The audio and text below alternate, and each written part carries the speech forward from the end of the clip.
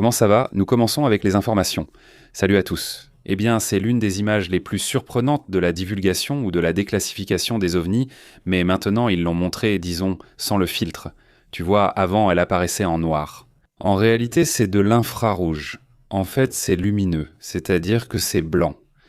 On constate que cet objet entre les nuages émet de la lumière, ce qui fait partie des preuves.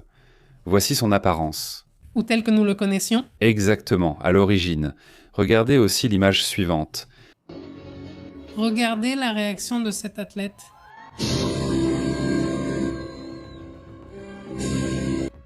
Eh bien, ici nous voyons une athlète de gymnastique rythmique, comment elle réagit, elle est ukrainienne, face à l'hymne russe. Eh bien, elles ont continué à concourir malgré la guerre. Sur d'autres sujets, on signale également ce fort séisme près, enfin en plein cœur des Caraïbes. Cela s'est produit à la Barbade, d'après les rapports, en face du Venezuela, du Guyana, de toute cette zone de Trinité et Tobago.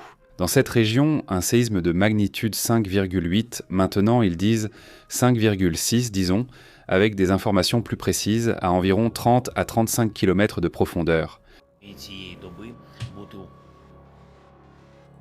Eh bien, ici nous voyons Zelensky, le président de l'Ukraine, qui donne son message quotidien au pays, où il annonce ces attaques massives qui viennent de la Russie et ce que cela signifie aussi concernant la façon dont la Russie traite par exemple l'Arménie, n'est-ce pas? En gros, la Russie impose sa volonté.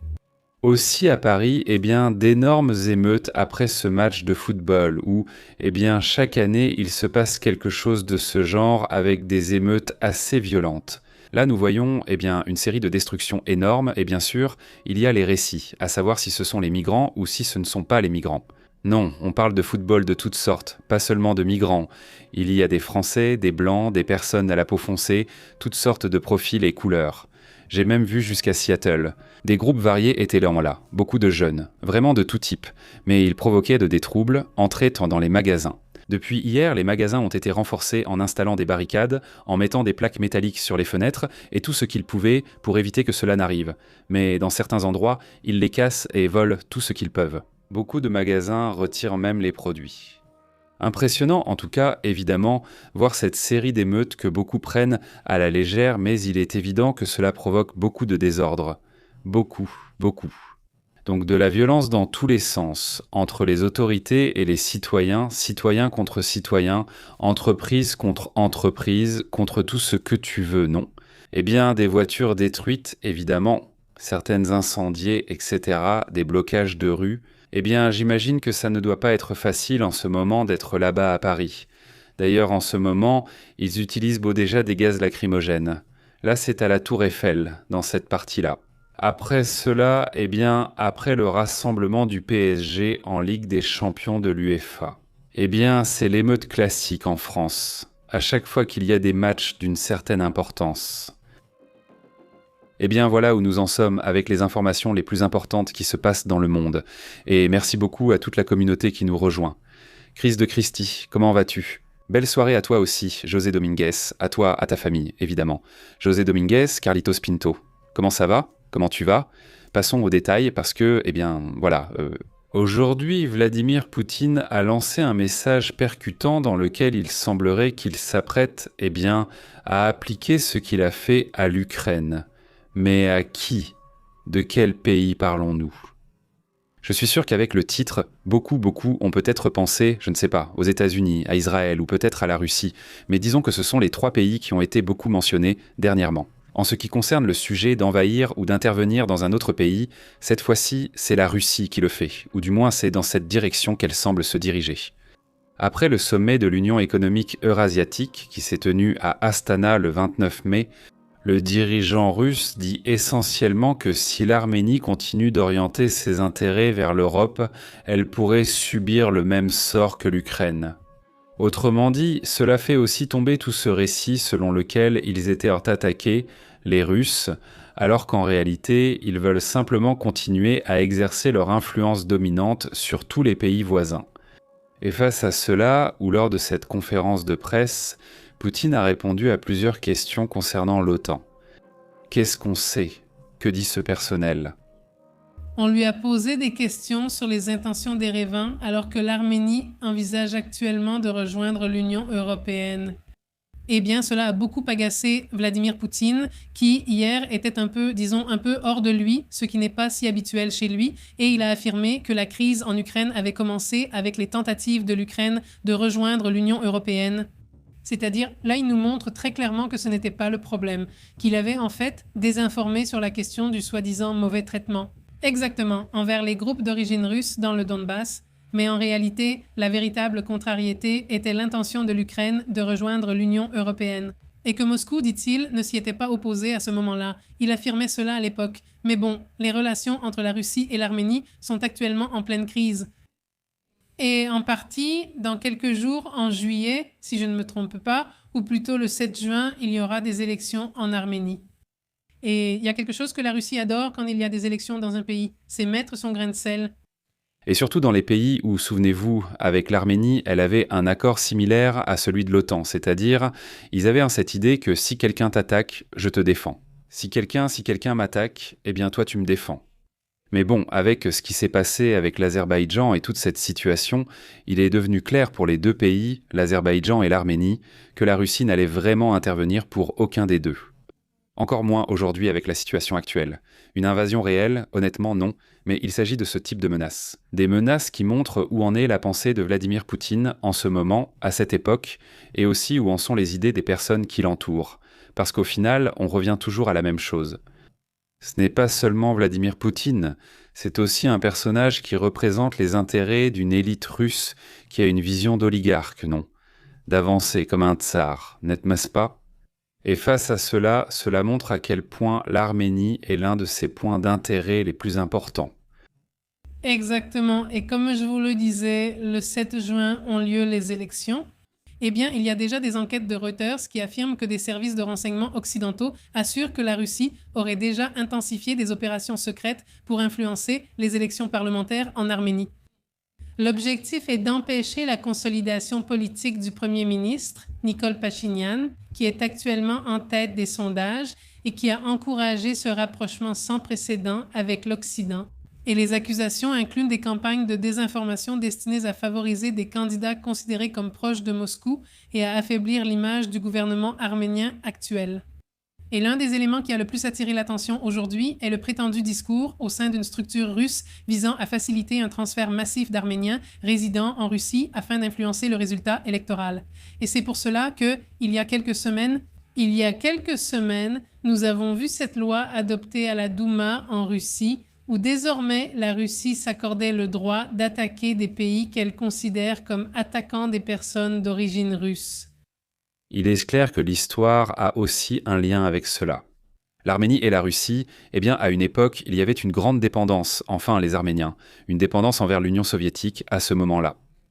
Le gouvernement de Nikol Pachinian met en place une stratégie pour réduire cette dépendance, selon ce qui a été rapporté.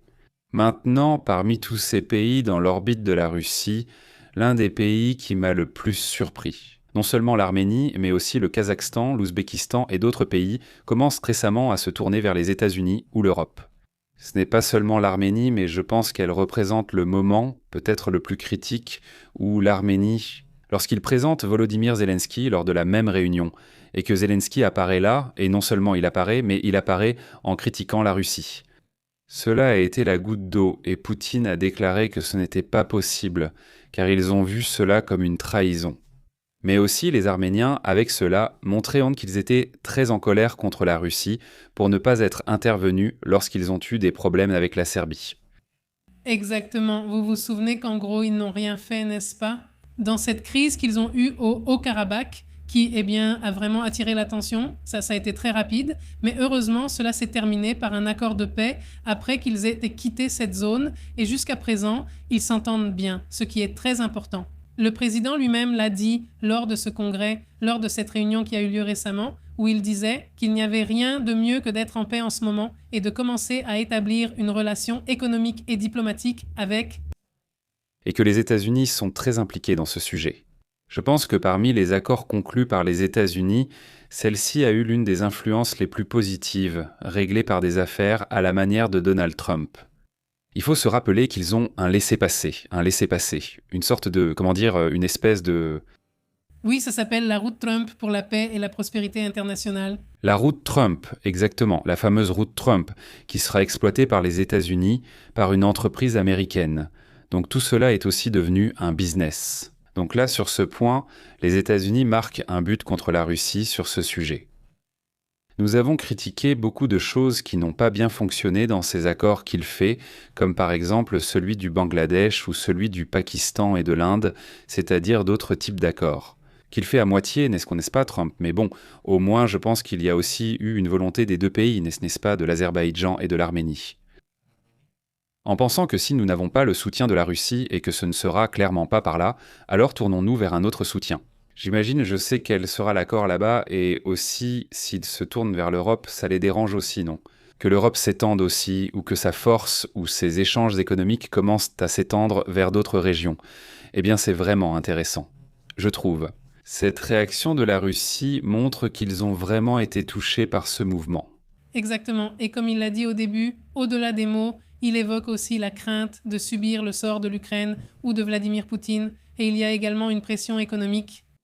Et cela consiste à supprimer les droits de douane, ou plutôt à augmenter le prix, c'est bien ça? Parce qu'ils ont un prix préférentiel pour l'Arménie sur le gaz et le pétrole, ainsi que sur les diamants, et l'Arménie dépend à 85% du gaz russe.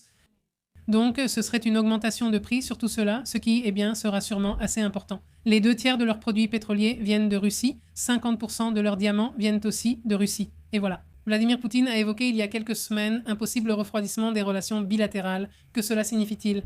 Si tu ne fais pas ce que je veux, l'Arménie pourrait payer non pas 177 $ pour 1000 mètres cubes, mais 600 $ comme les Européens. Oui, bon, non, bien sûr, il va essayer d'exercer une pression économique par tous les moyens, il va essayer de garder le contrôle, comme on dit, et bon, en passant à autre chose, je ne sais pas si tu as autre chose, sinon il y a une histoire très intéressante sur Vladimir Poutine. Tu as quelque chose à ajouter? C'est aussi une histoire très intéressante sur Poutine, qui parle de l'éducation de ses enfants. Rapport révélé, je suis surpris, mais je ne vois pas pourquoi les autres le sont autant, car, comme je l'ai dit, c'est son style. Par exemple, Kim Jong-un lui-même a été envoyé étudier en Suisse à l'époque. Et donc, comment s'appelle le système qu'ils utilisent, le système éducatif qu'ils utilisent, celui qu'il a suivi, C'est... J'ai oublié le nom, oui, j'ai quelque chose. Je ne me souviens pas. Oui, c'est un... Oui. Disons ce standard international que beaucoup de lycées ont ici au Mexique. Surtout celles qui ont un niveau académique plus ou moins bon, publics ou privés. Et dans le monde, on utilise ce standard. N'est-ce pas? Alors, si tu as ce standard, ça veut dire que tu es dans un très bon lycée. Eh bien, il a suivi ce standard, donc en gros, il a une éducation, au moins en partie occidentale. Voilà pourquoi. On comprend que Kim Jong-un soit un si grand fan de la NBA, mais ce qui attire l'attention chez Vladimir Poutine, c'est que ces 8 dernières années, c'est, disons, Poutine et sa compagne, parce que ce n'est pas sa femme, sa compagne. Ils ont engagé, à ce que l'on sache ou à ce que l'on considère, environ 20 professionnels étrangers, du Royaume-Uni, de Nouvelle-Zélande, d'Allemagne, d'Autriche, d'Irlande, d'Afrique du Sud, de Buenos Aires, d'Herzégovine, de nombreux pays. Mais surtout, il est frappant que beaucoup de pays occidentaux où, en gros, alors qu'il essaye de russifier la Russie en retirant tout ce qui est occidental à ses enfants, il les abreuve d'informations occidentales et leur apprend à parler anglais et allemand, entre bien d'autres choses, qui montrent donc aussi ses excès, y compris en matière de dépenses. Parce que pour chacune de ces personnes, ils dépensent à peu près 400 000 $ par an pour chacun de ces individus. Des professionnels de l'éducation, donc très bien payés, évidemment, et cela montre comment ces cours particuliers, dispensés essentiellement par des étrangers, montrent comment. Pour lui, dans sa vision réelle, l'intérêt que ses enfants soient éduqués, c'est qu'ils découvrent le monde, n'est-ce pas? Mais évidemment, cela ne s'applique pas à la population. Non, bien sûr, parce que sinon tu ne peux pas les contrôler. Ces tuteurs doivent enseigner à ces enfants mineurs, enfin c'est ce qu'on pense, non? Car souvent, ces infos reposent sur des rumeurs, sur ce que disent les gens, non? Non, mais ça vient des enseignants eux-mêmes. Enfin, oui. Ouais, il y a des enseignants, pas tous, n'est-ce pas? Qui ont donné l'information et c'est pour ça qu'on sait plus ou moins combien on dépense ou qui ils sont et tout ce truc-là. En ce qui concerne uniquement sa relation avec Alina Kabaeva, parce qu'il aura sûrement d'autres enfants. Elle a Ivan, né en 2015, et Vladimir, né en 2019. Et ils ont dû apprendre l'anglais et l'allemand sans accent, et on leur parlait aussi des traditions occidentales comme le Père Noël. Par contre, il leur est strictement interdit d'aborder le sujet, tout sujet lié à la communauté LGBT ou tout sujet qui s'en rapproche. Les tuteurs doivent fournir un rapport détaillé sur tout le temps passé avec les enfants et sur tout ce qu'ils font avec eux. Oui, chaque jour, ils doivent faire, c'est-à-dire ils tiennent un journal, un rapport sur chaque détail et il doit être rédigé de manière approfondie, c'est-à-dire totalement détaillée. Le rapport indique, il a fait ceci, il n'a pas fait cela, bref, tout est super détaillé. Voilà, c'est la discipline, pour ainsi dire. Et les dépenses, disons, pour l'éducation des enfants qu'on lui connaît, évidemment, comme tu le dis bien, eh bien, qui sait combien il y en a d'autres par là, n'est-ce pas? Mais ça fait aussi partie de ce qui se passe, des choses qui tout à coup commencent à filtrer, non? De l'entourage, disons, de Vladimir Poutine. Abordons d'autres sujets concernant cette affaire. Bananas.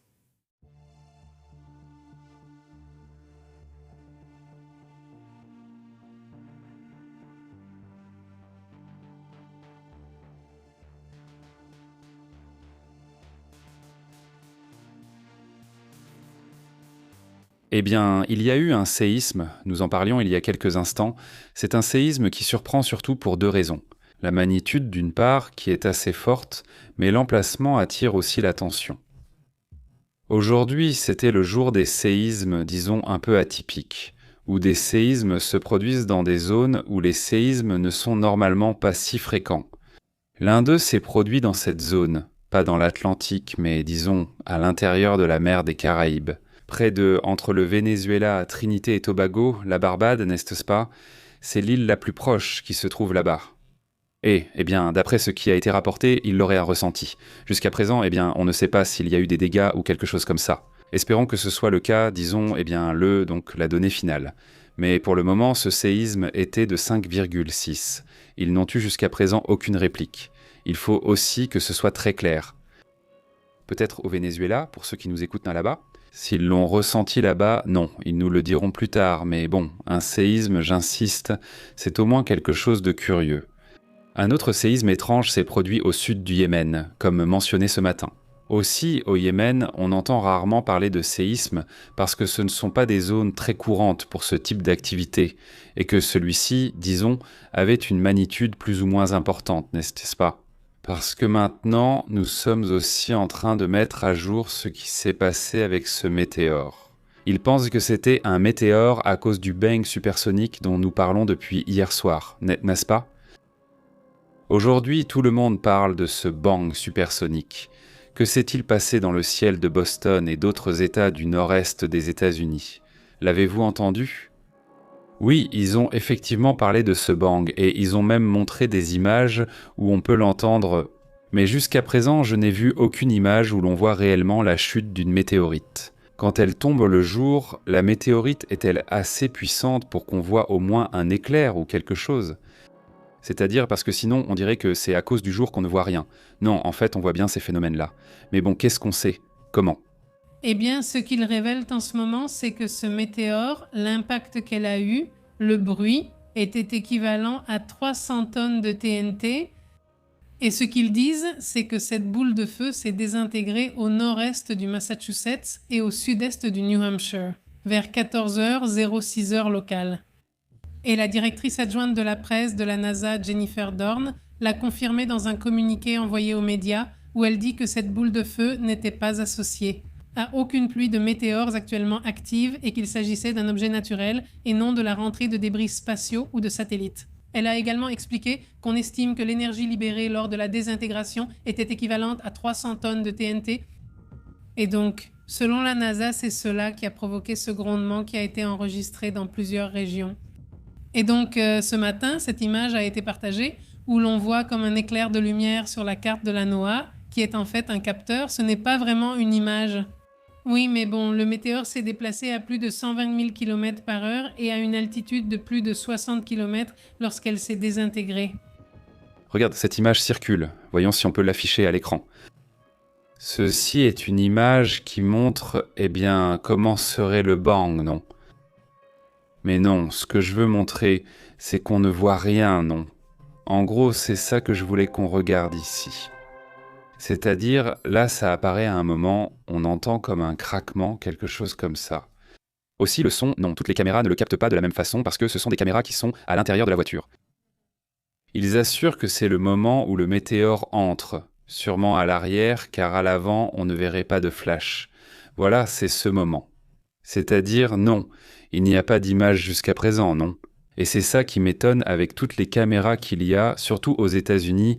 Je trouve ça tellement étrange que personne ne l'ait vu. Et puis, ce n'est pas une question de nuages, parce que ça traverse les nuages. Et en plus, sur les caméras, on voit qu'il y a peu de nuages. Non, je ne pense vraiment pas que ce soit une question de nuages. On voit que le ciel est plutôt dégagé, quelques petits nuages, mais rien de plus, non? Donc bon, c'est curieux. J'insiste, ce n'est pas forcément ça. Cependant, la NOAA a montré une image satellite où l'on voit l'éclair, mais en dehors de l'atmosphère. Ça oui. Et donc, c'est ce qu'ils ont montré comme une possible preuve ou une possible indication que cela soit une météorite, un météore. Cela aussi, ils l'ont commenté récemment. Et bon, passons à d'autres sujets également importants concernant ce qui se passe dans le monde.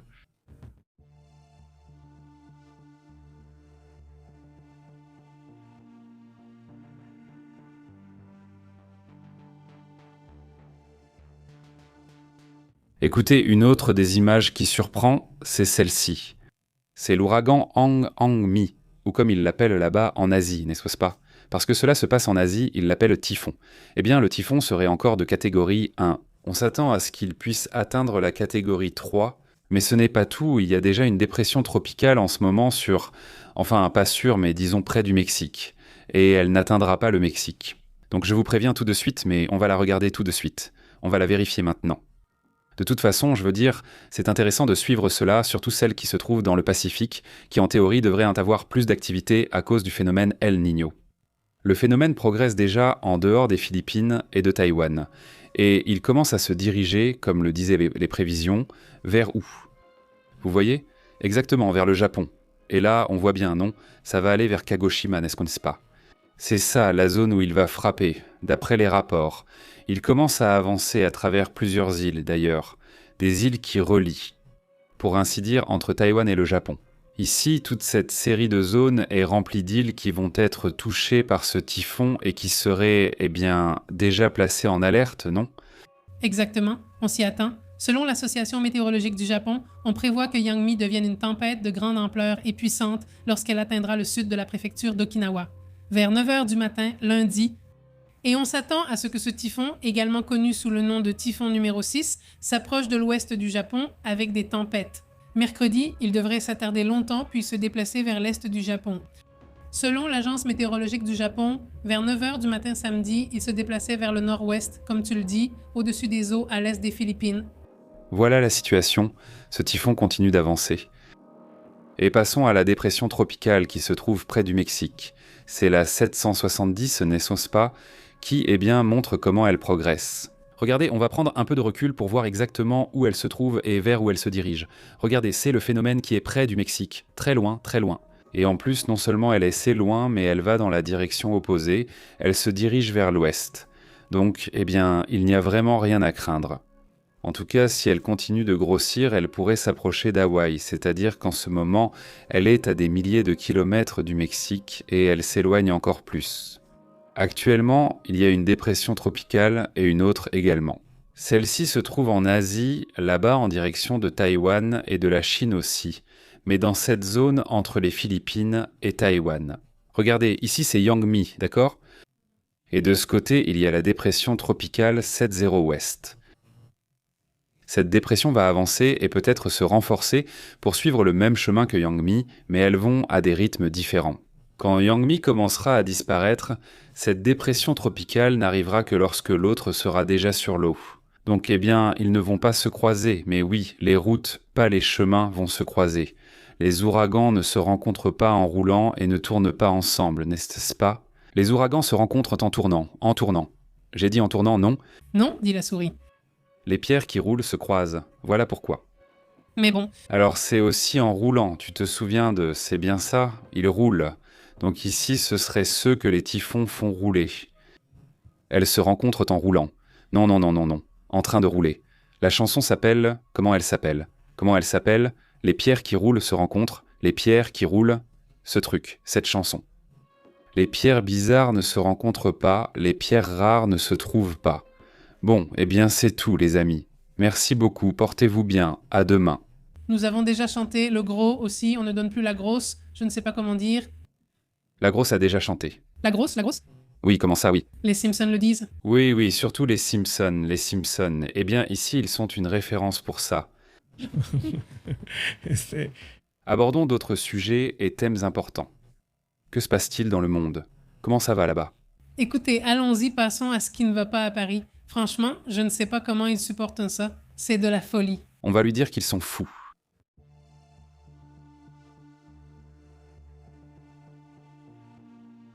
Écoutez, au nom du ciel, nous sommes face à un sujet, le sujet de Paris, qui revient sans cesse et que les Français ne comptent jamais régler. Non, je ne sais même pas si c'est possible de le régler. Si possible, c'est culturel, ses usages, ses coutumes. Usages et coutumes du Japon. Du Japon, du Japon. Non, pardon, mais je me suis trompé avec cette image qui n'a rien à voir avec le Japon, donc je m'excuse. Parenthèse, parenthèse, alors, comment on continue? Cette image nous échappe, enfin cette image, pardon, c'est vraiment génial. Donc c'est une image que partage Donald Trump et regardez, elle est un peu exagérée. Non, un peu exagérée. Exagéré. Qu'on enlève le guide, s'il vous plaît. Que quelqu'un enlève ce fichu guide parce que c'est abusé. Maintenant, ce qu'il met là, c'est ce qui a eu le plus de votes. C'est trop drôle. Explique comment ça s'est passé. Eh bien, je ne sais pas quoi dire à ce sujet, mais la question intéressante, c'est qu'en bas, il est écrit « Vous êtes désorienté ». Si vous vous souvenez, c'est intéressant dans toute l'image de ce texte à cause du disque désorienté.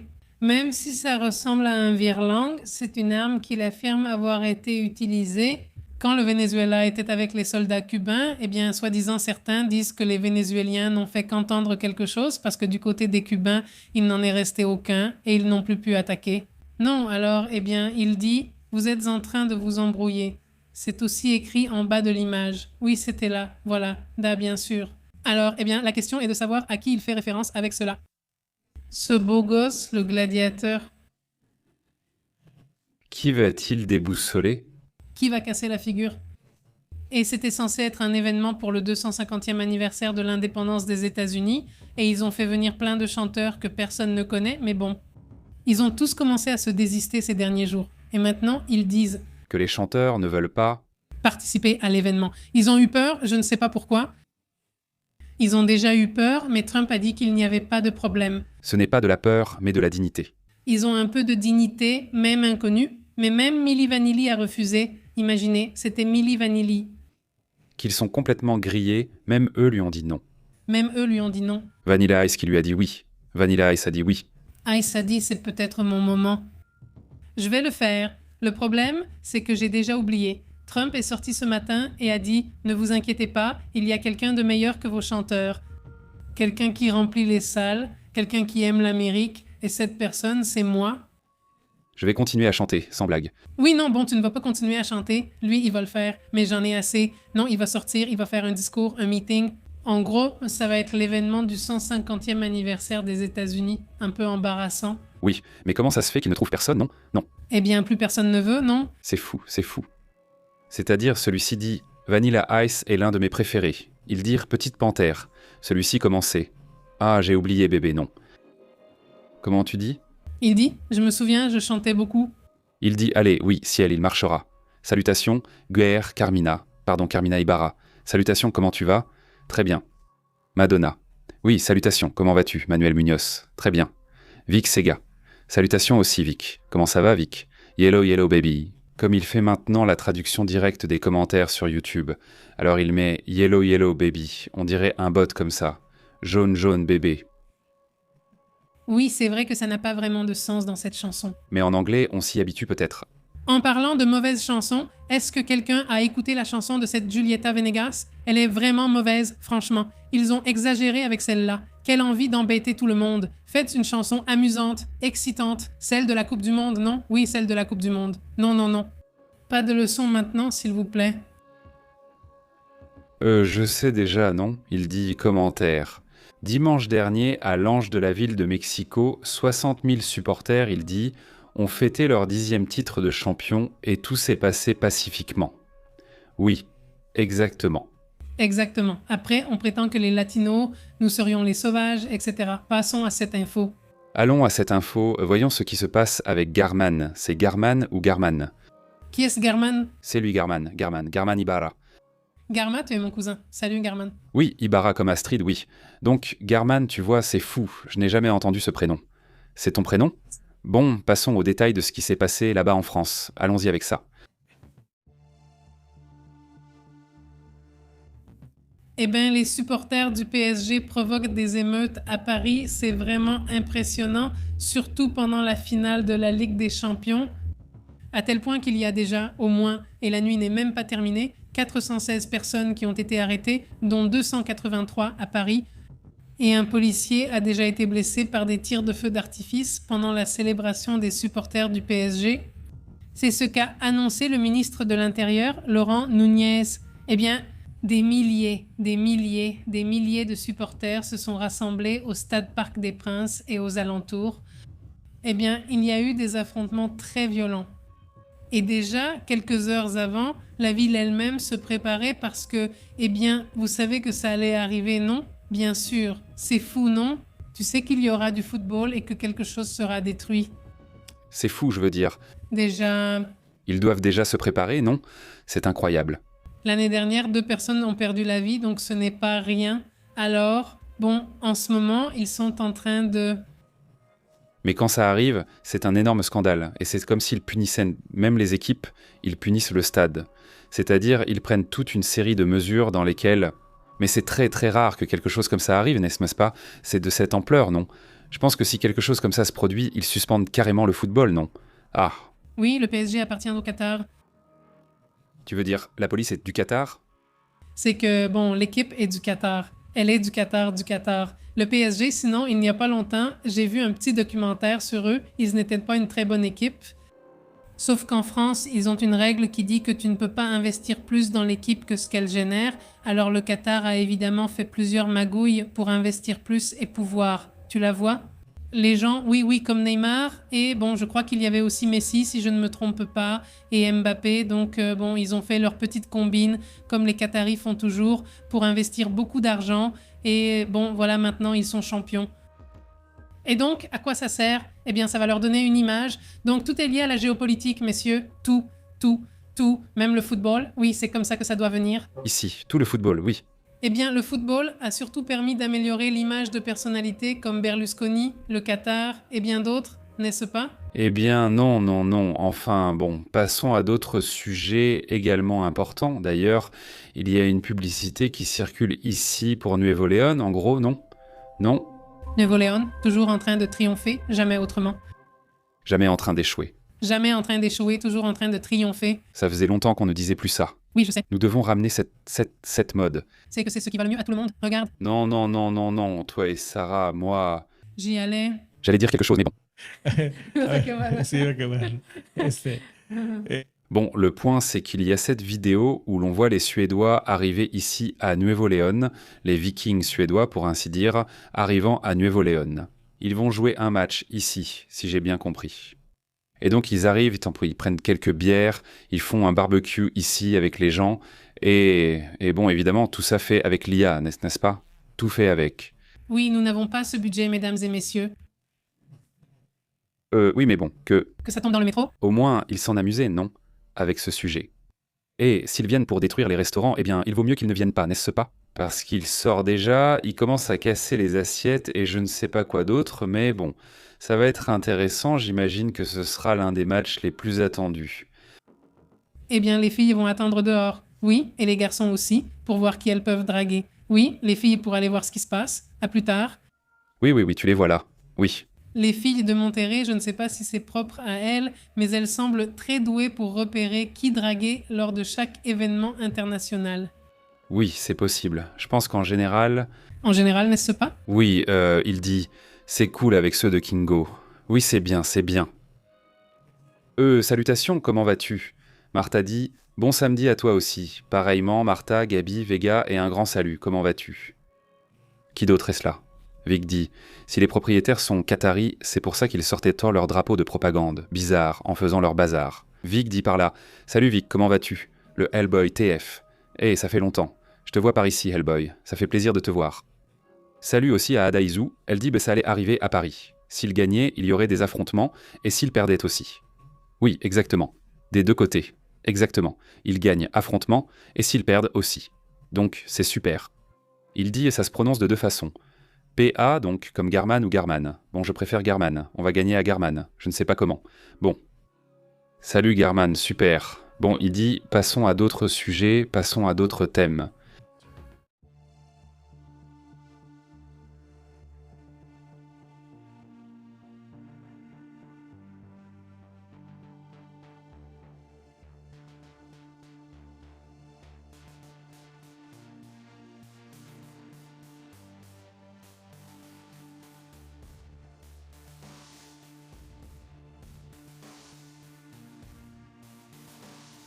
Eh bien, sur d'autres sujets, il continue de mener des opérations.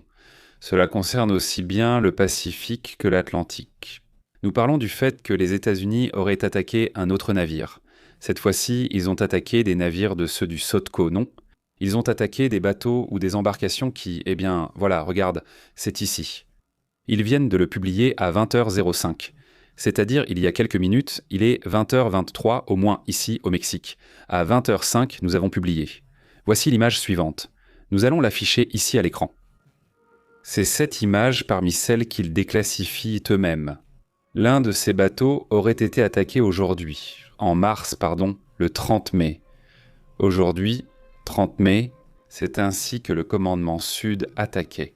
Le même général Francis L. Donovan, dans son récit officiel, enfin pas le sien, mais celui du commandement Sud, le commandement Sud des États-Unis.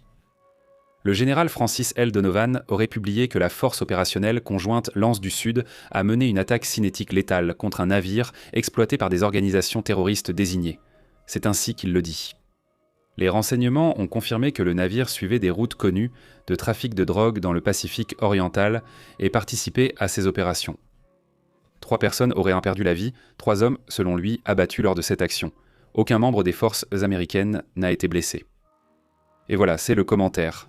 Toujours la version officielle, disons. Où ? Eh bien, ces jours-ci, hier, il y a eu une autre attaque contre 2 hommes. Cette fois-ci, contre 3. 2 choses attirent-en l'attention. Les opérations continuent et, je dirais, sont divisées, et les bateaux continuent d'apparaître. Bien sûr, que se passe-t-il ici ? Je comprendrai. C'est vraiment regrettable qu'on attaque sans vraiment vérifier.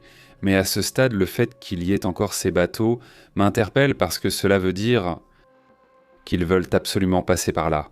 Donc je veux dire, allons, si tu n'as aucun autre intérêt que de pêcher, eh bien tu es simplement dans la zone. Non, mais ici on ne parle pas de pêcheurs, on parle du fait qu'il y a un intérêt tellement fort à circuler par là.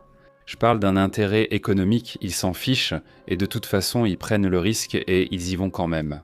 Tu dis, après toutes les attaques qu'ils continuent à tenter d'opérer, ça signifie qu'il y a un intérêt trop grand pour qu'ils continuent à entrer et à circuler par là. Donc, ça m'interpelle juste. Et avant, il y avait toujours 8 ou 9 personnes. Maintenant, il n'y en a toujours que 2 ou 3. Au maximum 2 ou 3 personnes.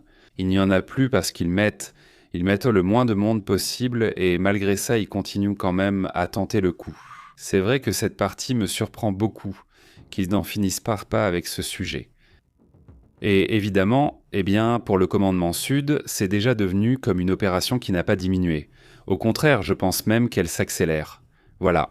En plus de ce qui se passe avec Cuba, il y a eu hier une réunion entre le général, précisément ce même général, Francis L. Donovan, celui du commandement Sud, réuni avec des hauts gradés de Cuba. Oui, nous l'avons voulu historique. C'est historique de voir une photo comme ça, sincèrement, et bon, s'ils sont déjà en train de négocier la transition ou qu'est-ce qui se passe, non ? Parce que quelque chose ne va pas, ce n'est pas commun, disons, non ? Et clairement aussi, là tu vois comment la simple stratégie des Cubains a toujours été, c'est-à-dire le régime cubain. Ça a toujours été de savoir comment opérer, savoir comment trouver la manière d'opérer pour rester réactif, n'est-ce pas ? Et peut-être qu'ils ont déjà trouvé cette manière, non ? De négocier à leur façon, peut-être comme lui. Si Rodriguez, on verra ce qui se passe. Passons à d'autres sujets internationaux importants. Quoi d'autre ? Qu'avons-nous là-bas ? Eh bien, aujourd'hui, un plan est révélé. Enfin, cet Erdogan a bloqué un plan qu'Israël avait. Erdogan, il a bloqué un plan qu'Israël avait prévu pour affecter l'Iran lors des attaques qui ont eu lieu au début de cette guerre.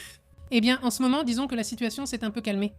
Et donc, selon le rapport publié par les médias turcs, il y aurait eu un plan dans lequel Israël prévoyait soi-disant de faire traverser des milliers de combattants kurdes. Je fais attention à cela parce que, eh bien, cela rejoint ce qui a souvent été dit. On attendait quelque chose des Kurdes, mais cela n'est jamais arrivé, n'est-ce pas ? Apparemment, il y avait un plan d'entrée en Syrie depuis l'Irak au début de la guerre. Et l'opéra, il faut rappeler qu'Erdogan est le président de la Turquie. Et donc, l'idée, c'est que c'est un personnage qui n'aime pas les Kurdes. Il mène un combat assez dur contre ce groupe, qui est un groupe très important, présent en Iran, en Irak et en Syrie. Et malheureusement, ils n'ont pas obtenu le pays qui leur avait été promis, il me semble, depuis la Première Guerre mondiale. Et donc, l'opération qui bénéficiait du soutien aérien israélien et américain visait à exercer une certaine pression interne suffisante pour provoquer un changement de régime à Téhéran. Et des sources du renseignement israélien citées par le rapport assurent que le plan était entièrement développé, déjà financé et prêt à être exécuté, mais quelque chose a changé à ce moment-là. Et qui était-ce ? Eh bien, Erdogan, le président de la Turquie, qui a directement influencé Donald Trump pour empêcher la réalisation de cette opération. Aujourd'hui, Trump a affirmé avoir une relation spéciale avec Erdogan, qu'ils s'écoutaient mutuellement. Mais il dit cela de presque toutes les personnes qu'il rencontre, surtout si elles sont... Et quelle est l'idée ? L'idée était de faire passer les Kurdes d'Irak en Iran et de créer de l'instabilité en Iran, Téhéran. Les emmener en Irak, puis en Iran. Il faut rappeler que les Kurdes sont très fortement entraînés militairement. Oui. Imaginez-vous, ce sont eux qui ont réussi à contrôler ceux de l'État islamique, et ce sont en fait eux qui gardent des membres de l'État islamique en prison. C'est-à-dire, c'est un groupe qui a beaucoup bénéficié, disons, à l'Occident, mais aussi à la Russie. Parce que les Russes collaboraient aussi avec eux pour arrêter ceux de l'État islamique, ce groupe terroriste qui, eh bien, avait l'idée d'influencer tout le Moyen-Orient. En gros, les contrôler tous pour organiser une sorte de califat. Les membres de l'État islamique ne s'entendaient ni avec les Russes ni avec les Occidentaux. Alors, les Kurdes ont réussi à les arrêter et il faut se rappeler qu'ils ont des combattantes kurdes vraiment redoutables, vraiment impressionnantes. Il y a des vidéos, je ne sais pas si tu te souviens d'une où il y a cette fille, une soldate avec son casque, son uniforme, c'est là comme ça, et on lui tire dessus ici, ça effleure sa tête, et elle ne fait que rire, et elle continue de tirer, c'est incroyable. Peut-être que c'est l'état d'esprit du combat, tu vois, elle continue de tirer. Exactement. Il y a plein de vidéos des soldats kurdes et des soldates kurdes, parce qu'ils ont tendance à beaucoup filmer. Donc depuis environ 10 ans, il circule plein de vidéos d'eux en opération, n'est-ce pas ? C'est-à-dire, c'est un. C'est une zone très différente de ce qu'on voit par exemple dans d'autres pays, plus au sud par exemple vers l'Iran. Là-bas, la femme n'a pas cette place, n'est-ce pas ? Ni cette égalité, disons, avec les hommes, non. Au contraire, en fait. C'est plutôt comme si elles étaient écrasées, pour ainsi dire, n'est-ce pas ? Et cela attire l'attention sur les Kurdes, qui d'ailleurs sont aussi difficiles en négociation, parce que d'un côté, Trump était déjà en train de négocier son pari d'aller contre le régime iranien, mais parfois il dit oui, parfois il dit non. Bon. Ici, en fait, c'est très clair. Trump a fini par freiner ce mouvement qui était déjà planifié, déjà vérifié, et puis plus rien. Il s'agissait d'y aller en argumentant que la guerre était déjà très complexe, qu'il ne souhaitait pas élargir le conflit. Et cela a provoqué énormément de mécontentement au sein des secteurs de la sécurité en Israël qui se sont sentis frustrés parce que je sens qu'ils pensent que c'était une opportunité historique qui a été perdue, que cela a affaibli l'attaque et qu'ils auraient même pu le renverser. Le gouvernement iranien, n'est-ce pas ? C'est que c'était l'élément supplémentaire qui était nécessaire là-bas. Et celui qui presque celui qui sauve le régime iranien serait alors Erdogan. Ce serait Erdogan et Trump avec leur peur, tu vois. Au final... Les Kurdes qui sont en Irak sont aussi très en colère parce qu'ils étaient prêts, en fait, ils étaient pratiquement sur le point de franchir la frontière et on leur a tout annulé. Trump n'a pas seulement stoppé ce plan, il en a arrêté d'autres visant à accentuer la pression sur Téhéran. Cela a suscité beaucoup d'attention, non ? On se demande quelles sont leurs intentions, n'est-ce pas? À quoi joue-t-il et au final, qu'a-t-il fait? C'est une hypothèse peut-être. Au final, peut-être que tout cela se serait terminé beaucoup plus vite, mais à cause de sa propre peur, eh bien, nous sommes toujours coincés là-dedans. Eh bien, voilà le sujet, des choses qui se révèlent dans ce conflit. Passons donc à d'autres sujets.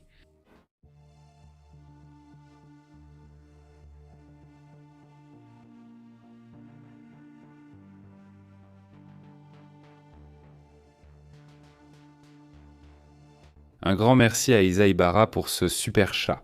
Merci beaucoup, Isa. Et Isa, énorme salutations et aussi, évidemment, au papa de Nova d'être membre de la chaîne, à tous les membres, évidemment, n'est-ce pas? Merci à tous les membres de la chaîne et à la communauté présente dans les commentaires. Et c'est le week-end, c'est samedi, et les samedis, vous savez, on essaie de parler d'un film, d'une série, non? Ce genre de choses. Vous aussi, vous faites des recommandations. Allons dans le détail. Que nous recommandez-vous? On commence avec vous cette fois? Qu'est-ce que vous nous recommandez? Ce serait super, un film de science-fiction ou de suspense. Quelque chose de vraiment bien, non? Voyons ce qu'il y a par là. Cucurucho dit « Pépé, veux-tu diffuser ta première vidéo ici, depuis une Cuba libre ?» Oui, bien sûr. Cucurucho, oui, ce serait génial. Ce serait génial, n'est-ce pas, Cucurucho? Et donc ce serait, eh bien, non, pour moi ce serait un honneur, évidemment, d'être là-bas. Santé, Cucurucho, espérons de très bonnes nouvelles bientôt, non? Il dit santé, désolé, merci beaucoup, il discute là-bas. Carlos Martinez dit « Pépé, salut, je viens d'arriver, la France brûle. » Il dit « Oui, c'est chaud. » Sérieusement? C'est chaud? Oui, c'est chaud. Et chaque année...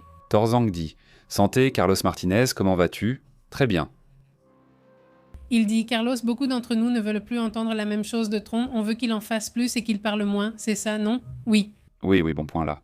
Bonjour Merlin, comment vas-tu? Regarde. Voyons voir si je peux lui prendre une photo. Ici à Monterrey, dans la rue Cuauhtémoc, il y a une fleuristerie très célèbre parce qu'elle a une parabole. Vous vous souvenez des paraboles, n'est-ce pas? Eh bien, sur cette parabole, tous les 2 ou 3 jours, chaque semaine, il change le texte. Et il met un texte critique ou un texte comique, mais c'est presque toujours une critique. Il critique la Coupe du Monde, il critique le gouvernement, il critique, oui. Ahorita tiene uno buenísimo, que le puso algo así, Trump. Así. Il salue n'importe quoi, non? Et en ce moment, il en a un excellent où il a mis quelque chose comme ça, Trump. Il écrit en grand, Trump, il écrit. Et le chien qui aboie ne mord pas. Il écrit un truc comme ça. Tu ne l'as pas vu? Je crois qu'il vient de le changer. Merlin, tu es là, tu ne l'as pas vu? Non, je ne l'ai pas vu. Je crois qu'il vient de le changer. Alors? Celui-ci, comment il a changé vendredi? Je crois que je l'ai vu vendredi, exactement. Et ça m'a vraiment surpris. Parce que souvent, parfois, tu ne comprends même pas de quoi il s'agit. À quoi fait référence le message? Celui-ci, mais ils sont généralement très amusants, ils sont généralement très bons, mais celui d'aujourd'hui était intéressant, parce qu'il ne traite presque jamais de sujets internationaux, et celui-ci. Toujours très local? Oui, celui-ci est très local, et celui-ci m'a beaucoup plu, il était très intéressant. Et parce que je crois que c'est la phrase qui correspond le mieux à ce personnage. C'est-à-dire, au final, comme on dit, voilà. Beaucoup de bruit pour rien, ou le chien qui aboie ne mord pas, ou toutes ces phrases qui disent que quand on exagère trop et qu'ensuite on ne réalise que la moitié ou le quart ou le 20e ou rien du tout, eh bien on finit par paraître pire parce que je pense qu'il vaut mieux baisser les attentes, n'est-ce pas? Dès le début et que tu le surprennes avec une attente positive, hein, mais pas l'inverse. Lui, son attente est toujours ici et ce qu'il fait est là. Donc oui, mais c'est la constante. Alors au début, les gens le croient, l'applaudissent. Eh bien, ils ont voté 2 fois pour lui. Enfin, 3 fois, c'est surprenant. La deuxième, il la perd. Ce que tu veux. Mais c'était aussi très, très serré. Mais disons que malgré les incohérences à ce niveau-là, Aussi, cela signifie aussi qu'il y a un manque de leadership chez les démocrates, ce qui est aussi une autre réalité, c'est-à-dire, oui, ils n'ont pas construit de bons leaders, et donc c'est aussi pour cela qu'un personnage comme celui-ci peut entrer en scène, parce que ce n'est pas seulement le fait que... et oui, je sens que les démocrates se sont déjà super fragmentés. Il y a les démocrates de l'ancienne garde, et puis il y a les démocrates qui cherchent surtout à gagner de l'argent, comme Pelosi. Il y a aussi la nouvelle génération, certains très intenses, d'autres plus modérés, ce qui crée beaucoup de divisions. Exactement, c'est que même parmi les nouveaux, comme celui-ci, comment il s'appelle? Celui de Californie, il me semble que c'est Kevin Newsom. Il est très différent, par exemple, de cet Ocasio. Ce sont des personnes... Oui. Il est plutôt centriste. Oui, ils sont très différents et visent des niches distinctes, ce qui complique la situation. Ils n'ont pas créé de bons leaders, mais il y a une certaine nouveauté. Plus large, Oui, exactement. Salut. Comment vas-tu, Gargarman? Parce que si Cuauhtémoc Blanco était joueur, oui, il était l'un des meilleurs joueurs qu'il y avait, oui, malgré son absence de coup. Oui, il était vraiment non. C'était son pouvoir, oui, parce qu'il donnait des coups de tête bien placés. J'ai eu la chance de le voir jouer en vrai, oh c'est super, au Stade Azteca. Quand... Quand les Rayados jouaient là-bas au Tech. Contre qui? Tu ne te souviens pas? Voyons si c'était l'América, puisqu'il était là. Eh bien oui, sûrement. Les Rayados, c'était les Rayados contre l'América, sûrement. Eh bien oui. Il demande « Quel est ton pronostic pour les prochaines élections au Mexique? Morena restera-t-il au pouvoir ?» demande Cucurucho. Bonne question, Cucurucho, je ne sais pas. C'est-à-dire, ce que je crois, c'est qu'il va y avoir des changements, oui. À quel niveau? Je ne sais pas. Mais pourquoi? Pourquoi je ne le sais pas? Parce que c'est la même chose qu'avec les démocrates là-bas aux États-Unis. C'est-à-dire, l'opposition en ce moment n'a pas réussi à construire de bons leaders. Donc, voilà. C'est un problème, n'est-ce pas? C'est-à-dire, quand tu ne construis pas de bon leadership, eh bien, et ensuite tu veux faire des changements. Mais quels changements? C'est-à-dire, même si tu avais de bonnes propositions, en supposant que tu n'étais pas là. Sans bon leadership, tu ne décolles pas, n'est-ce pas? Et ils ont été problématiques, parce que ceux qui ont voulu construire un peu sont tombés à cause de disputes, à cause de scandales. Et c'est un sacré problème qu'on a ici, non? Il dit « Salut Federico, comment vas-tu? Merci beaucoup pour le commentaire. » Il dit « Le problème, c'est quand un parti dépend uniquement de l'image d'une personne. Voilà, oui, exactement.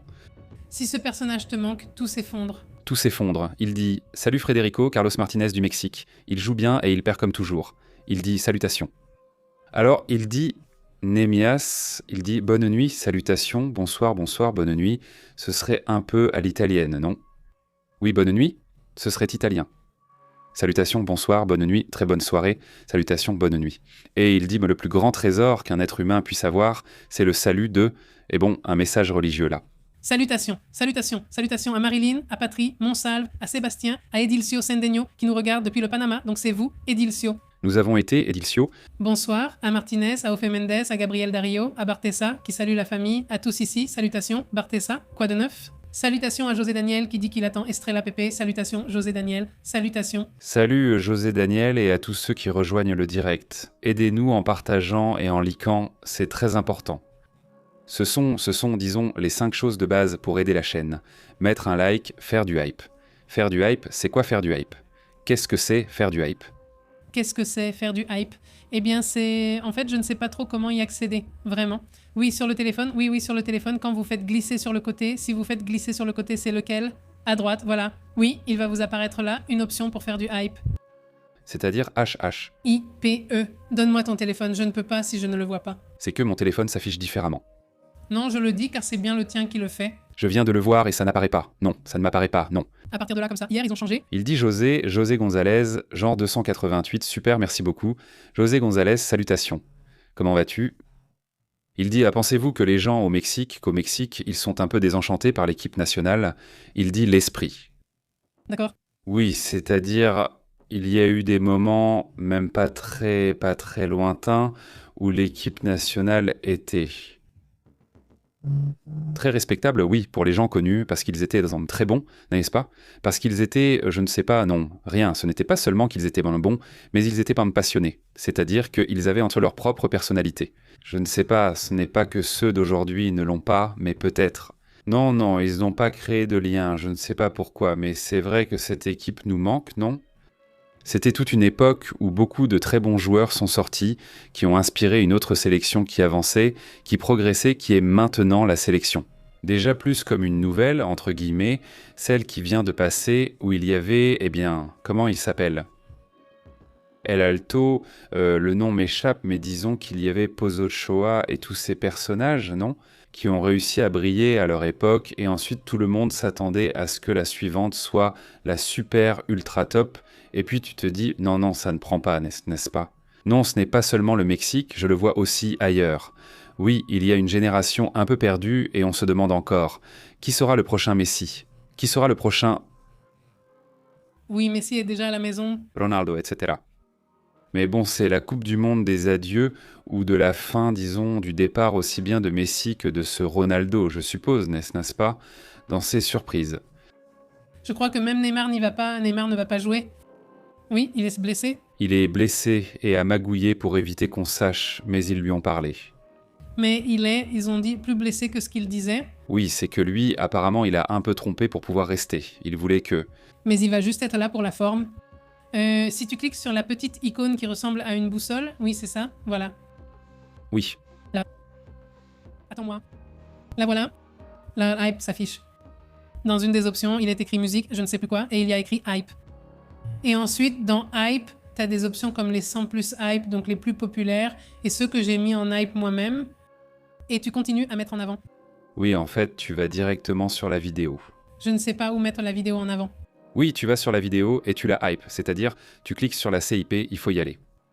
Voilà, Voyons voir. attends-moi. Bon, salutations pendant qu'il se connecte. Comment on mentionne quelqu'un sur AMT? Comment on mentionne quelqu'un? Salutations. Et il dit, MT, en ce moment, j'ai l'impression qu'on ne parle pas du tout d'eux.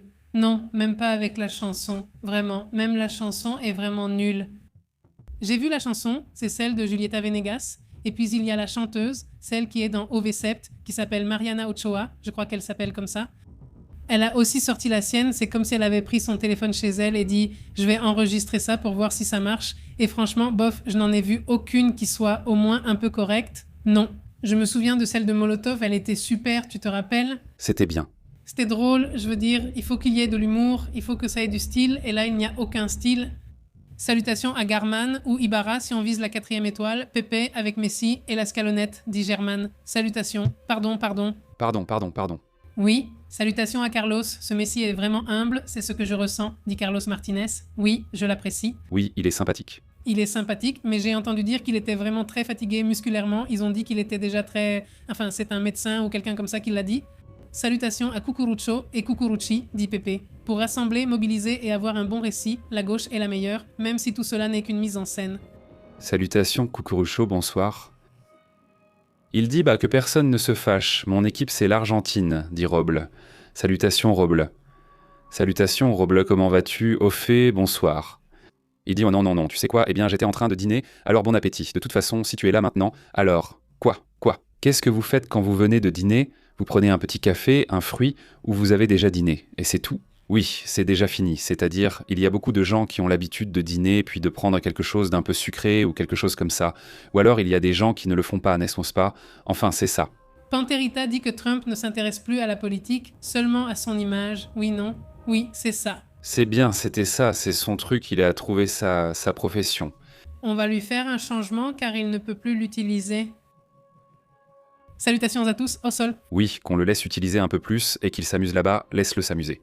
Oh, mais il ne les partage pas. Qu'il les partage s'il veut, mais qu'elle l'occupe, là. Il dit voilà, j'ai déjà mis un like, merci beaucoup Carlos pour ce like. Salut. Super, Sol Garcia, comment vas-tu? Salut. Le dîner, et c'est tout, il dit. Super, salut, super. Eh bien, bon. Salutations à Sylvana. Comment vas-tu, Sylvana? Comment vas-tu? À Marco. Qu'est-ce que vous avez déjà, comment ça s'appelle, comme prédiction? Non? Pour la Coupe du Monde, d'abord, vous allez la regarder, la Coupe du Monde? Non? Et si vous allez la regarder, quelle est votre prédiction? C'est-à-dire, qui pensez-vous qui va gagner? Alors il va falloir qu'on soit très attentif pour ne pas coïncider ou essayer de ne pas coïncider avec la Coupe du Monde au moment des diffusions. Eh bien parce que beaucoup de gens vont évidemment la regarder, donc je dis évidemment, s'il y a une nouvelle, on va en parler à n'importe quelle heure. Mais on va essayer, dans la mesure du possible, de passer un peu avant, un peu après, et de ne pas déranger ceux qui vont suivre la diffusion. Des Coupes du Monde, des matchs, surtout les principaux, non? Eh bien je comprends que, comme le dit Christina, moi je dis que le Portugal va gagner, non? C'est ça, c'est comme si c'était l'un des favoris de tout le monde, même des entreprises, c'est aussi leur favori, non? Il dit, moi je dîne et je mange du pain. Il dit, c'est excellent, Matarita. Il dit... Ici, il va être minuit, un café et au lit pour moi. À la prochaine, bon week-end, salutations. Au revoir. Excellent, dit MT, il dit « J'ai dîné avec du pain et du fromage, 2 fraises et du café. Excellent. Très bien. » Qui d'autre? Salutations, dit Roble. J'en suis déjà à la 4e. Pour la 4e, bébé, fin juin. Salutations, Roble. Salutations, Roble. Wendy dit « Comment vas-tu, Wendy ?» Ronaldo est le meilleur joueur du monde et j'espère qu'il gagnera la Coupe du Monde cette année. Il le mérite. Oui, ce serait bien. De ce côté-là, ce serait bien. De ce côté-là, c'est très bien. En vérité, je ne sais pas. Il n'est pas aussi sympathique que Messi, mais c'est une personne vraiment admirable parce qu'il n'abandonne jamais. J'admire plus, enfin de mon point de vue, j'admire plus Ronaldo. que Messi. Oui, enfin vraiment, parce que beaucoup, à son niveau, eh bien, je n'ai jamais vu Messi, je vais le dire comme ça, aussi investi dans l'entraînement, disons, que Cristiano Ronaldo. Et Cristiano Ronaldo est génial, il s'entraîne plus que personne. Non, j'aime les gens qui se construisent eux-mêmes. Et lui, pour moi, c'est... Enfin, Messi, c'est sûr qu'il a du talent. Oui, C'est bien.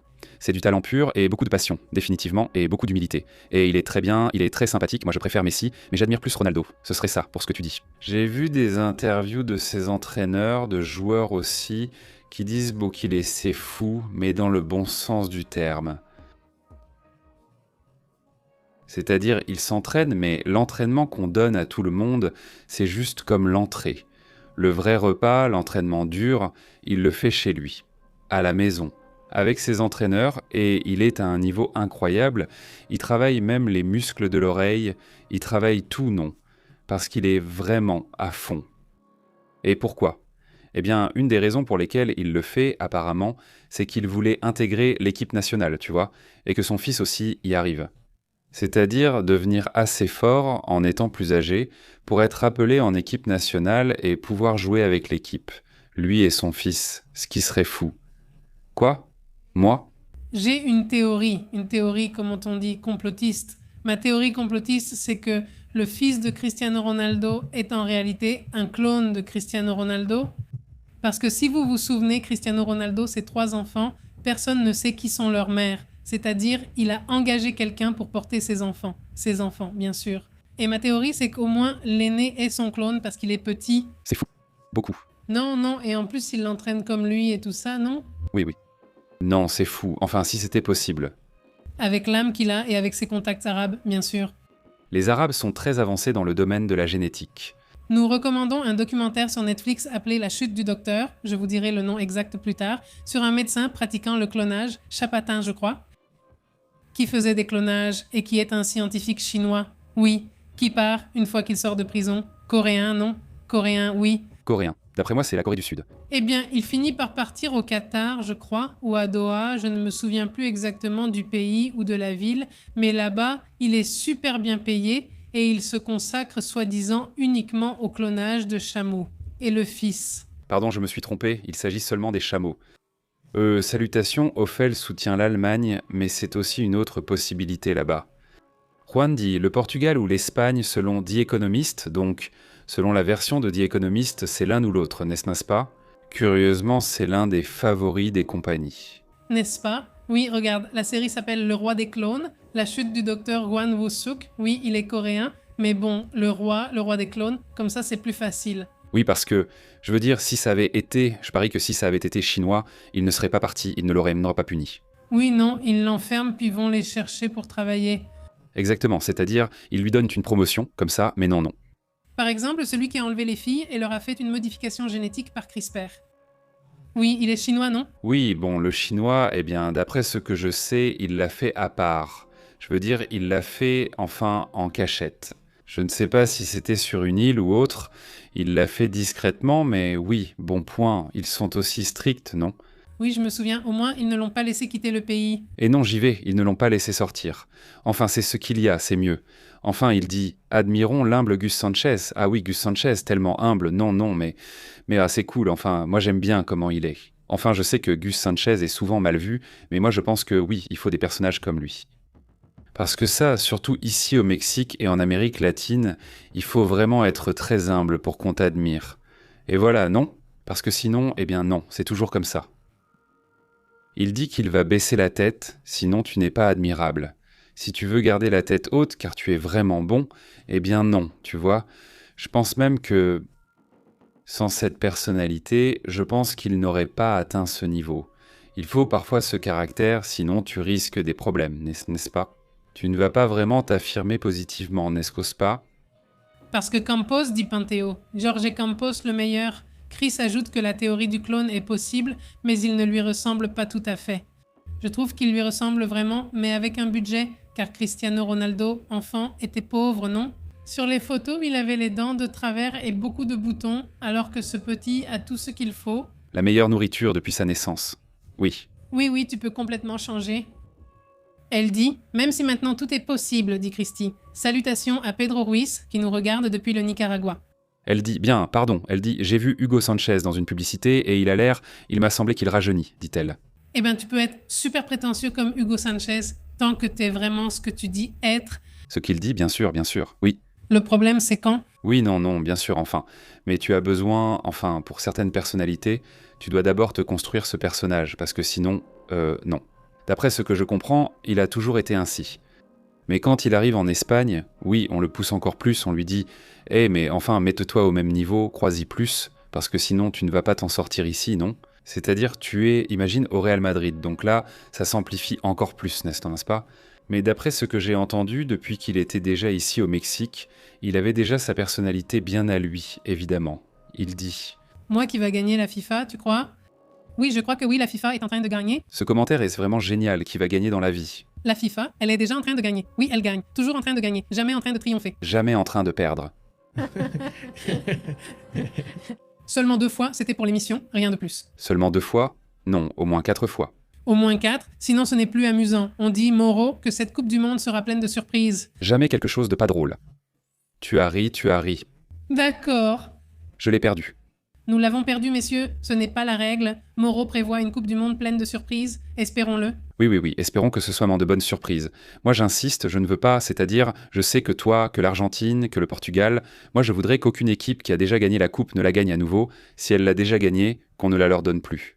Interdit, rien de tout ça. Non, pas interdit, évidemment. C'est bien si elle regagne et le mérite, tant mieux. Mais ce serait génial de voir des surprises. Espérons, Moreau, qu'il y en ait, j'en voudrais une. Et que ce soit grâce à un bon jeu, n'est-ce pas? Que ce ne soit pas juste une surprise du genre « Ah, la main, non. Ah, j'ai marqué le but avec la main, non. » Comme Maradona. Non, je veux dire que ce soit un vrai but, n'est-ce pas? Il dit en vérité « Hugo, tu as été le meilleur joueur du Mexique. » Oui, il disait « Moi aussi, je crois que je suis Rick Merida. Salutations. » Oui, salutations, petite panthère, que tu aies mon humilité. Je vais aller me baigner dans mon jacuzzi, ici, à Dubaï. Salutations. Salutations, bonjour. Maradona, c'est écrit ici, père de Nova Novak. Aujourd'hui, c'est la journée internationale de la pomme de terre et c'est le pays qui en compte le plus au monde, 3000 variétés. La papa, la huancaína, la papa rellena et la causa rellena, c'est le meilleur. C'est-à-dire, c'est un autre plat. Mais oui, la pomme de terre est très mal vue, malheureusement, mais en réalité, c'est un aliment super nutritif. Il contient beaucoup de fibres. Eh bien, en gros, c'est ce qui a permis de maintenir en vie les Islandais lors de la famine qu'ils ont connue là-bas au siècle dernier, il me semble. Oui, non, la pomme de terre, elle a eu mauvaise réputation à cause des glucides. Parce que je veux dire aussi, si tu ne manges que de la pomme de terre, évidemment, ce n'est pas ce qui est recommandé, mais... En fait, ce n'est pas la pomme de terre en soi, c'est qu'on y met du beurre, qu'on y ajoute je ne sais quoi. Bien sûr... Et les frites, non, attends, mais la pomme de terre, c'est assez, oui, comme tu dis, assez nutritive, bien associée. Gir souhaite la victoire de l'Argentine pour qu'elle ait 2 coupes et devienne la meilleure de l'histoire. J'en avais une, je croyais en avoir plus. Alors il ne serait pas le meilleur de l'histoire, non? Eh bien, dans ce cas, il y a le Brésil. Voyons voir qui a gagné. Il dit... Pour Messi, d'accord. Donc pour qu'il soit le meilleur de l'histoire, car Girez est fan de Messi. Oui, eh bien oui. Il dit « Salut Girs, comment vas-tu? Comment tu vois les choses? Comment ça se passe ?» Il dit ça. Eh bien, et si jamais il y avait une surprise, c'est-à-dire, si jamais, imaginons une Coupe du Monde où il y a une surprise. Qui serait cette surprise? C'est-à-dire, quelle puissance ou quelle équipe pensez-vous que ça pourrait être? Le Mexique? Non, je ne sais pas. Non, je ne sais vraiment pas. Il dit « Bonjour, je suis de Cordoba, capitale de l'Argentine. Merci de nous avoir contactés. Capi Cordoba, capitale en Argentine. Merci de nous avoir contactés et partagé l'actualité. C'est un phare dans l'obscurité. Merci beaucoup, Juan, au nom du documentaire. Nous avons le plaisir de connaître des gens de Cordoba et cela nous a frappé qu'ils soient vraiment différents. Nous avons aussi le plaisir de connaître des gens de Buenos Aires, mais ils sont vraiment différents. Au niveau de la propreté et dans l'attitude. Oui, très différents. Cela m'a vraiment frappé et cette personne nous racontait. C'était une ancienne élève, non? Celui que tu as connu. Tu te souviens? Oui, aussi une ancienne amie à moi. Aussi de Cordoba Record et celui-ci est très différent de l'autre. Oui. Oui, Oui, à ceux de Buenos Aires que nous avons connus. très différent. Et il nous racontait de cela, n'est-ce pas? De la différence entre les habitants de Cordoba, je ne sais pas comment ils disent cela. Armando dit, si on monte contaminé, si on continue. C'est-à-dire où? Si on monte avec de la contamination, si on continue comme ça, la planète, on risque qu'elle devienne un système de tempêtes qui ne se dissipe plus et qui ne font que grandir, n'est-ce pas? Oui, oui, non, non, bien sûr, dit Armando. Et Juan M dit que les Pays-Bas seraient la surprise. Gir dit qu'une équipe africaine serait une belle surprise. Oui, ce serait super. Salutations à Omar Q. Et il se dispute d'autres coupes. Il en manquerait encore. Messi aurait encore besoin de plus. Et ici, Panterita dit « Moi, je soutiens le Mexique, qu'il gagne ou qu'il ne gagne pas. » Non, salutations à Panterita. Ici, Moreau dit « Et si la Hollande était la surprise ?» Un autre. C'est le même commentaire? Non, deux personnes différentes. Regarde, Juan dit que nous sommes très différents et qu'ici, ils ignorent ce que c'est. Nous avons de beaux paysages. Et Lika dit « Les Kurdes sont les anciens Mèdes qui ont autrefois fait partie de l'empire Mède-Perse. » Salutations à Lika. Salutations Alika. Gir dit « Oui, c'est un Omar, mais Messi n'arrivera plus au prochain mondial, il n'y arrivera plus et il n'est plus question de discuter des années, mais oui, c'est le trio parfait du football. Pelé, Maradona et Messi. Oui. » Salutations. Salutations. Bonsoir, la discussion classique. Qu'est-ce le meilleur, Maradona ou Messi? Je l'ai souvent entendu chez les Argentins. Bonsoir à tous. Panterita, il est temps de partir. Allez. Panterita, salutations. Salutations à Diandi Quintanilla. Comment vas-tu, Diandi? Et salutations à Némias. Il dit bonsoir, le plus grand trésor qu'un être humain puisse avoir. Voilà, nous l'avons déjà lu. Salutations, Némias.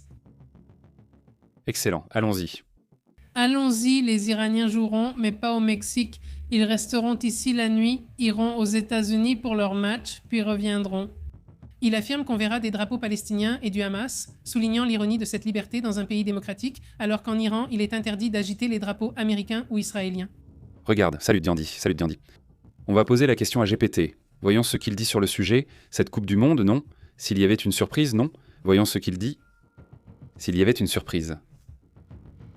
Dans la Coupe du Monde, et qu'une équipe qui n'a jamais gagné la Coupe du Monde l'emporte.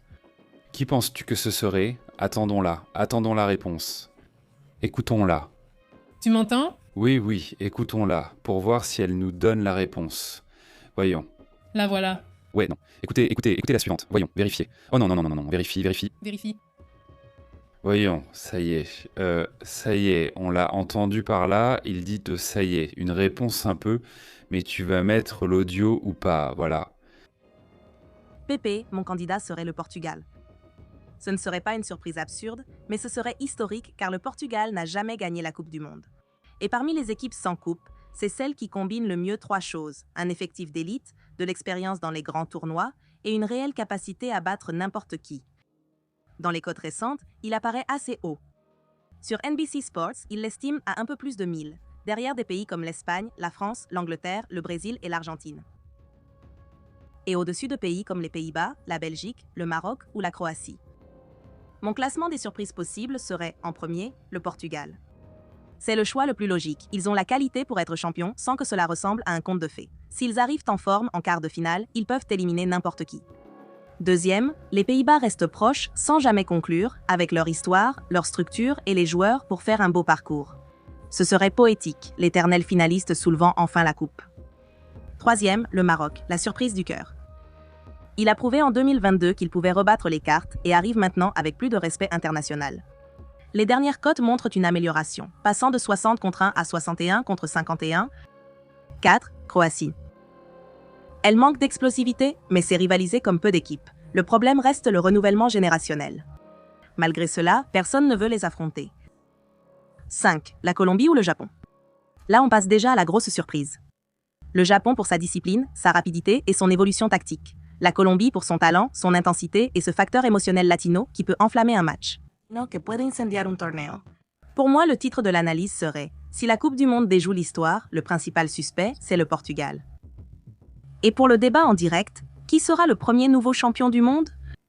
Écoutez, voilà, laissez-moi, je vais m'arrêter ici. Laissez-moi poser une question piège à troll ici à GPT. Là, il est écrit... Vas-y. Ouais. Et le Mexique, tu l'oublies? Ouais. Voyons ce qu'il me dit. Qui? Vas-y là. Laisse-moi, je vais voir la réponse. Parce qu'il n'a mis le Mexique nulle part, même pas au point le plus bas. Et nous avons été réalistes. Pepe, il dit Attends, ne te fais pas d'illusions. non, mais je l'ai dit mieux que lui. Non, non. Moi, j'ai du sens en moi-même. Voyons. Voyons. Tu as raison, Pépé. Le Mexique est dans la conversation, mais à un autre degré de surprise. Je le dirais comme ça, des candidats réalistes à un premier titre, le Portugal ou les Pays-Bas. Candidats à un tournoi historique, le Mexique, le Maroc, la Colombie, le Japon, les États-Unis. Avec le Mexique, gagner la Coupe du Monde serait une immense surprise, mais pas impossible dans le récit. Il y a 3 facteurs qui le rendent dangereux. Premièrement, il joue à domicile. Cela compte énormément. L'ambiance, la pression sur l'adversaire, des stades familiers, un élan émotionnel. Deuxièmement, il peut progresser au cours du tournoi. Le Mexique commence souvent avec des doutes, mais s'il enchaîne 2 bons matchs, cela peut devenir une boule de neige émotionnelle. Troisièmement, la Coupe du Monde 2026 aura un format élargi. Cela ouvre plus de chemins inattendus, de croisements surprenants et plus de chances pour une équipe de second rang d'aller loin. Eh bien voilà, non. Nous en avons parlé là. Salutations, Tatia. Salutations et... Tout le chat depuis Guadalajara. Pourquoi si tôt demande Tapatia. Salut Apathy, il est 9h Tapatia. Non, non, eh bien je dis ça parce que on commence toujours à 7h45, donc plus tôt que d'habitude. En fait, le week-end, c'est surtout pour être avec les enfants, tôt, regarder des films et des choses comme ça, parce que sinon on veille trop tard, ou alors on ne fait rien. Donc oui, c'est principalement pour ça. Et aussi parce que demain, on va devoir se lever très tôt, on a des sorties prévues, alors voilà, autant le faire maintenant. Et salutations à Tapatia, comment vas-tu ? Le sujet ici, c'est dans celle-ci, comment ça s'appelle ? L'analyse qu'il fait, c'est-à-dire GPT disait plus bas que, en étant réaliste, oui, c'est vraiment compliqué. Non, c'est comme ça, je suis comme Wendy. Si c'est le Portugal qui part, il gagne. Si c'est le Japon qui gagne, oui, moi aussi. Le Japon, pour moi, Ça m'a beaucoup plu, c'est impressionnant de voir l'évolution, non? Avant, ils n'apparaissaient pas, puis soudain, boum, ils se sont intensifiés. Salutations à Juan M.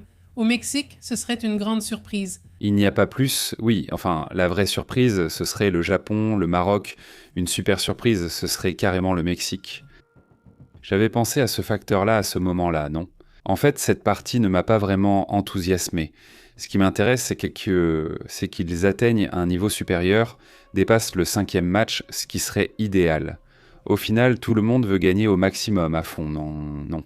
Donc, mais si les conditions sont réunies et si tout se passe bien, eh bien peut-être que tout à coup, il se peut que non, non, que tu es comme eux. Et le soutien du public, je trouve que, dans le cas spécifique de la mentalité mexicaine, je sens vraiment que ça influence beaucoup. Ça a beaucoup d'influence, c'est un problème. C'est un problème, mais cette fois, avoir les gens de notre côté est un atout. Donc ça pourrait être dans ce sens au moins un plus, mais pas que ça puisse être une finale ou quoi que ce soit dans ce genre. C'est un miracle. Difficile, mais oui, le Japon, enfin le Maroc, j'avais oublié ce que Marco avait fait la semaine dernière. Il y avait aussi ces surprises. Je ne savais pas que le Portugal n'avait jamais gagné la Coupe du Monde. Non plus. C'est que entre... Il entre dans mon top list, dans le haut de ma liste. Parce que peut-être, eh bien, ce que je voudrais voir, c'est celui-ci. Quelqu'un de nouveau. Quelqu'un de nouveau. Oui, MT dit que le Mexique reste dans les gradins à encourager. Et Peggy Mock dit Colombie, Colombie. Rararan. Voilà, salutations Peggy, comment ça va ? MT dit nous sommes Mexicains et gardons espoir pour la sélection. Avec 48 équipes, le Mexique doit atteindre le 5e, équivalent au 4e habituel. Hihihi, mince. Salutations à Guires. Il dit que les Mexicains ne perdent pas espoir. Peggy est bien évidemment la Colombie, la Colombie. Bon, nous y sommes. Écoutez, nous allons déjà nous dire au revoir. Merci beaucoup d'avoir été ici. Évidemment, si quelque chose se passe, vous le savez, nous vous tiendrons informés en détail ici. En attendant, eh bien, on s'en va, on va voir quel film il y a. On n'a même pas eu le temps de parler de film, mais bon, on laisse ça pour demain. Qu'en dis-tu ? Salutations à Federico qui dit « Quel plaisir de vous écouter. Vous êtes très agréable. » Oui, vraiment. À Federico, quel plaisir de vous écouter. Vous êtes très agréable. Merci beaucoup, Federico. Bon, il y a un film que je n'ai pas vu, mais que je vais recommander pour une raison. Laissez-moi juste vérifier comment ça s'appelle Back. Backrooms. Oui, ça s'appelle Backrooms sans issue, n'est-ce pas ? Mais ce n'est pas celle-là. Ce n'est pas celle-là, mais c'est 2020-2026 Anderesta. Il y a un film qui s'appelle Backrooms, et c'est un film totalement indépendant. C'est intéressant pour ceux qui aiment l'horreur, qui aiment le cinéma indépendant et qui aiment que ce soit quelque chose d'intéressant. C'est de la science-fiction, de l'horreur. Backrooms a été réalisé par un jeune homme d'environ 19 ou 20 ans. Il a 19 ans. Maintenant, il en a 20. C'est-à-dire, Quand il l'a faite, il avait 19 ans. Imaginez, il n'a même pas l'âge légal pour boire aux États-Unis, mais il a déjà réalisé un film à 10 millions de dollars. Dès le premier week-end, il a généré 70 millions de dollars. C'est-à-dire, c'est un énorme succès pour un film indépendant. Backroom est un film américain de science-fiction et d'horreur réalisé par Can Parsons et écrit par Will Sodick. Elle est basée sur une série web qui d'ailleurs est une série de creepypasta et une web-série sur Internet. À partir de là, ils décident donc de faire le film et pensent que le scénario sera bon. Ils reçoivent un budget énorme de 10 millions, ce qui est beaucoup pour un film d'horreur indépendant. Je veux dire, c'est correct, non ? Mais c'est très peu pour un film américain. Normalement, les films coûtent beaucoup plus cher, surtout quand il s'agit de films d'horreur qui suscitent déjà de l'enthousiasme. Souvent, elles ne sont pas si parfaites ni excitantes. Ils disent qu'elle est excellente, j'espère que c'est vrai. Non, je ne l'ai pas vue. Elle est vivement recommandée et les critiques sont excellentes. Si vous en avez l'occasion, profitez-en, elle n'est qu'au cinéma pour l'instant. Et c'est intéressant qu'un film indépendant, qui vient essentiellement d'une idée née sur Internet, parvienne à être projeté dans les salles de cinéma. Et qu'un jeune de 19 ans réalise un film. Qu'il apparaisse maintenant à l'international alors qu'il est déjà présent au Mexique est remarquable. Je ne sais pas dans quel pays il est diffusé. C'est un film au moins intéressant à aller voir, à regarder. Il dit oui, exactement un jeu vidéo, exactement comme ça. Aussi très indé et tout ça. Omar, salutations. Juan Ofe, Tapatias, merci beaucoup. Salutations, Nina. Passez une excellente soirée. On continue à pratiquer jusqu'à demain. À bientôt. Nous interrompons votre programme habituel. Merci d'être à l'écoute de la vérité. C'est Pépé. Pépé. En direct, la vérité est intense, pure. L'insolite est réelle, pure. Ici, nous l'analysons. Perspective globale. Ne reste pas à l'écart. Rejoins la chaîne. Pépé en direct contrôle le signal. Pépé et Astrid disent la vérité. Journalisme brut. Ici, on respecte. Active l'alerte. Ne perds pas le fil. À la prochaine. Oui, monsieur. Nous faisons l'appel, non. Liberté. Pépé en direct, dans la place. Non.